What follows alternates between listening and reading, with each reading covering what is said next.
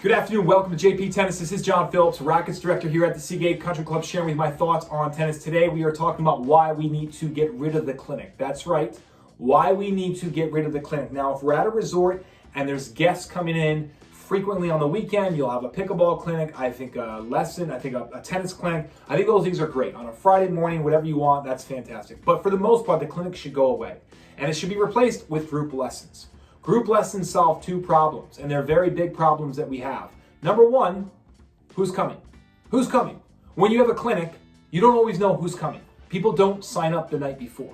If you always have steady numbers, you don't really feel the need many times at many clubs to say, hey, I need to know exactly how many players are coming so I can plan accordingly, right? I mean, if you have two pros designated for two courts, and you know you always get between 5 and 8, 5 and 9 players, you can pretty much handle the little bit of difference between the 5 and the 9 group. It's not a big deal.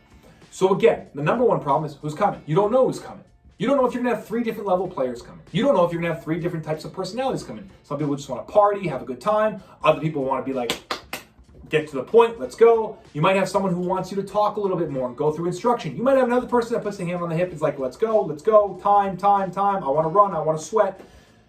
The reality is you don't know who's coming, and that's a problem with a clinic. That's the number one problem with a clinic. Number 2, what's the level?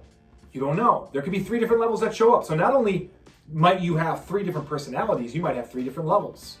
Okay, you might have an advanced clinic, but then you're gonna have that awkward conversation with the person who doesn't make the cut. Where do they go? They go to the beginner clinic. They don't want to be called a beginner clinic, so call it an intermediate clinic. They still will realize that there's a hierarchy and that they're not here and they're here, and this is the intermediate and this is the advanced, and they don't like that. And so you can have that. And I think at bigger clubs, maybe this is not such a big a problem. But I think at a smaller club, one of the ways that you can deal with this is essentially going to a group lesson format. I repeat, you get rid of the clinic and you go into a group lesson format. What does this mean? That means that you are able to know exactly who's coming on the day of the group lesson. And number 2, you're able to pair up chemistry and skill and make sure a player belongs in a particular group that you think is best for them.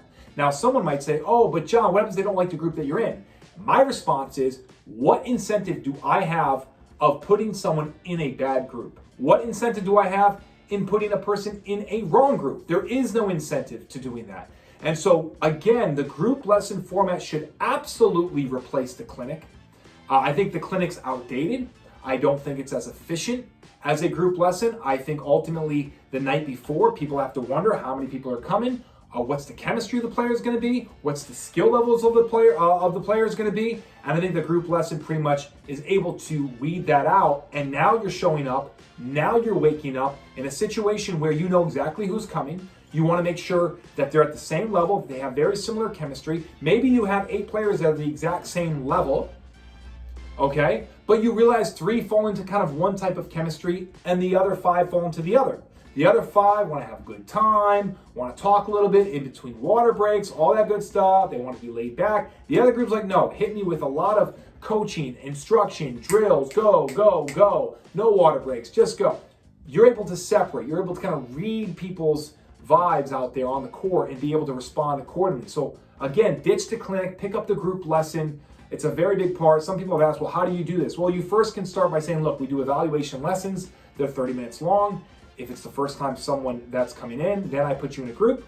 I put that group text out. Players respond to the group text. I say that it's a group lesson. Maybe 3 people can come. Maybe 4 people can come. Maybe 5 people can come. But the bottom line is you make these groups within maybe 5 to 10 people. I usually generally have no more than 6.